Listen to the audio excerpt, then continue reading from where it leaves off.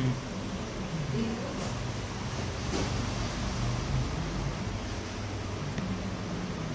கண்டிப்பா. அதாவது இவரால எதுவுமே பண்ண முடியாதுங்க சார். நம்ம நம்ம பார்த்து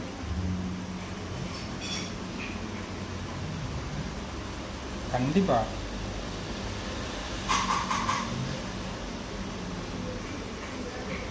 ம், ம். ஆமா. இல்ல.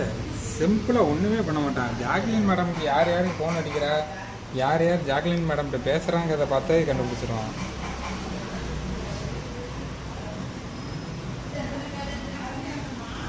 ஆமா.